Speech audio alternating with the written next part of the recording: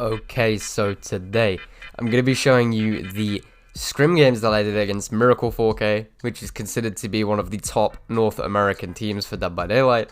We played 2 games against them, and then we have a bonus game where I played Hag. The first 2 maps were ARP and Hawkins, and then the third map was Thompson House.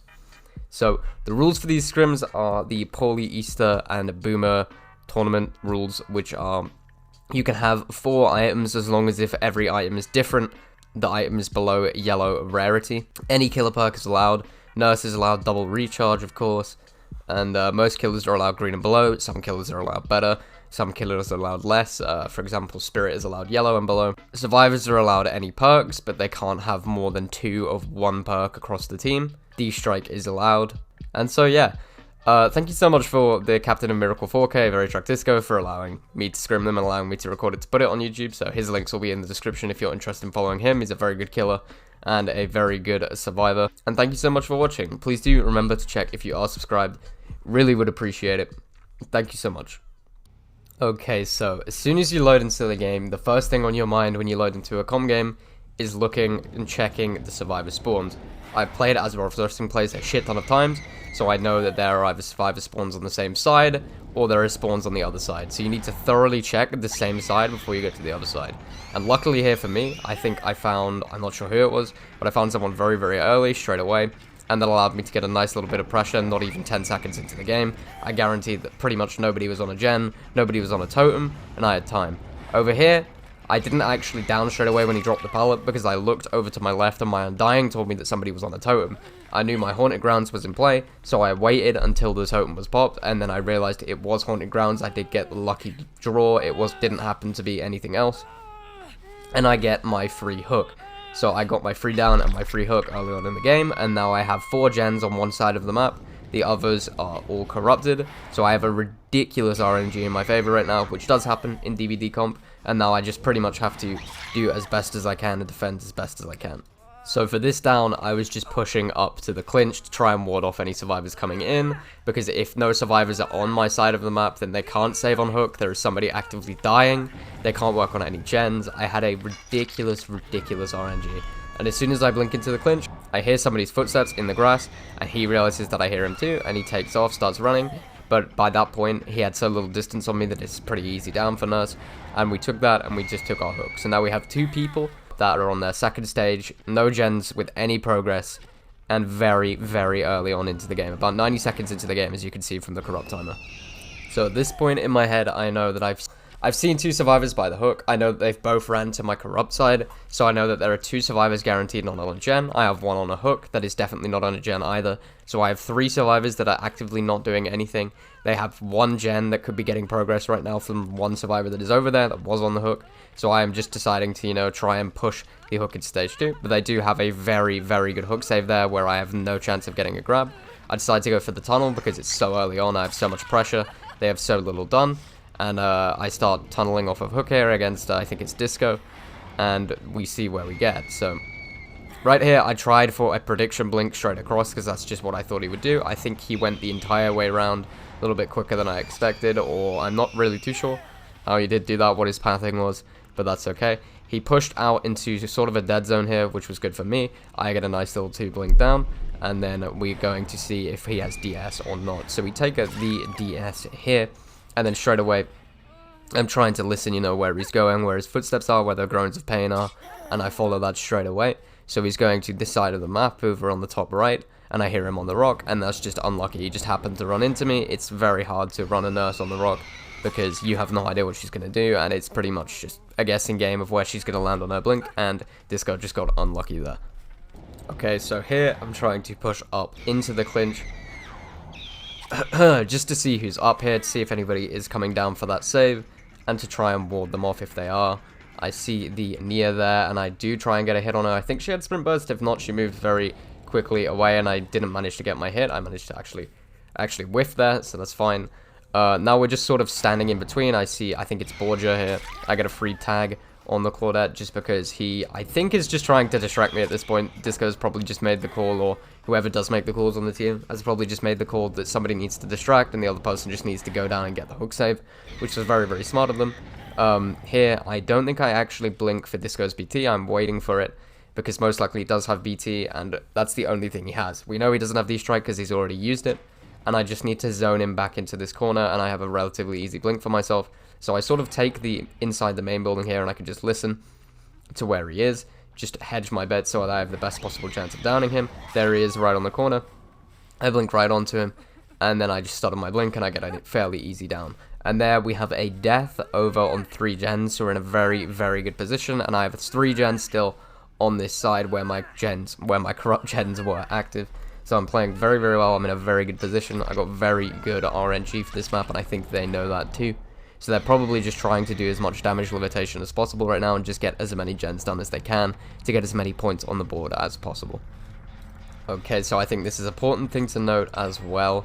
Because I am running Ruin and my Ruin is still active, if any gen has progress on it, they must have worked on it within a certain amount of time. So I decided to check the area, and just as I thought, yeah, the Neo was in the rough area. I'm trying to look through the whole of the jungle gym, and I don't actually see anything, so I decided to go for a blink through the back. Unluckily, she hit dead hard. Now I'm pushing up into the other jungle gym, just sort of waiting for a blink. I don't really see much, so I tried to go for a long blink to get some information. Again, don't really see the Neo again, but now I see the other 2 survivors pushing up to try and do something on my 3 gen.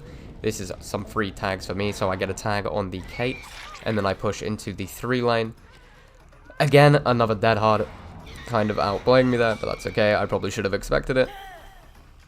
And I push back down to my 3 gen to see if anybody's on them, and I will securely check all 3 to make sure that none of them are being worked on, because I do want to hold this 3 gen. It's a very good defensive thing for me, and if I do hold it, then I most likely will win the game.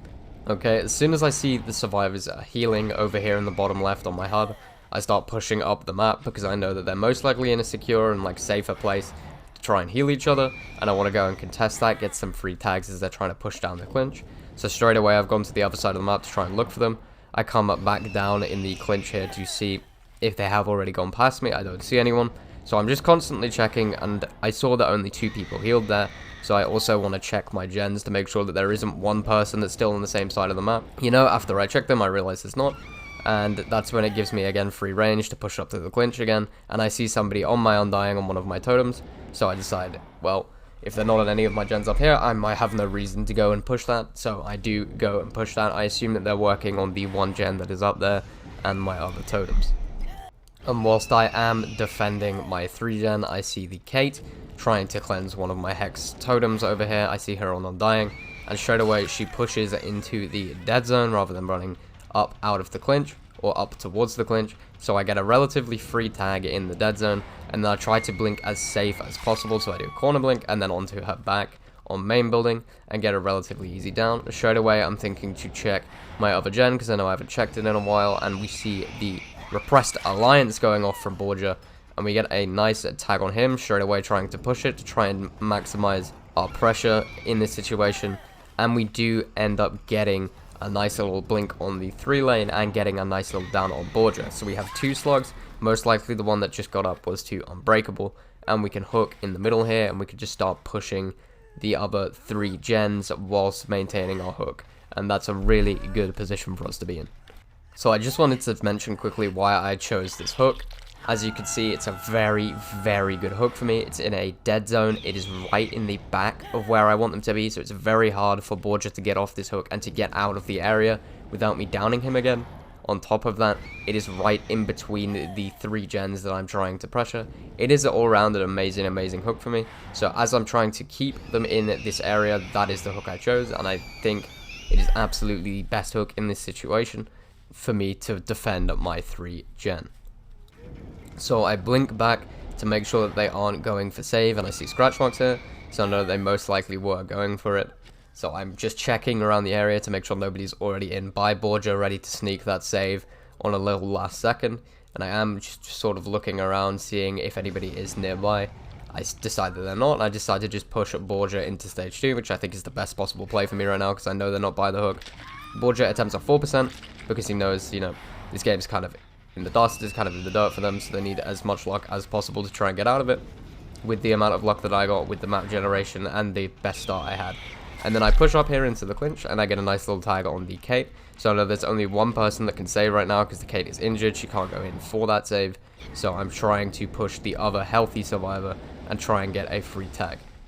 I know in my head that if I get a free tag on the other survivor, they have no chance of saving, but they probably knew that as well, so they went in and snuck the save here with the Nia getting a nice save on Borgia. Actually really well done. We get a nice tag on the Nia on the pallet there, who actually aggroed on the pallet, didn't try to drop it, didn't try and get the stun. And then we get a nice little blink on the Nia, knowing that she is dead hard, sort of waiting it out. And we get a nice little down again, and we can just put it back on that hook, a really, really good hook for us to defend. In the bottom left here, I get the information that they've healed, and I know that they're not on my side of the map because I've been checking both of the gens pretty intently. So I decide to push up the map with scratches straight away. We get an easy tag on the Kate here after she vaults the pallet, and I see Borgia right there crouched next to the wall, so I decide to push him as well. If I get both injured, then I'm pretty much chilling. I see the scratch marks through the little hole in the ARP tile there, and I decide to push Borgia again. Borgia running this loop really, really well, so it's pretty difficult for me.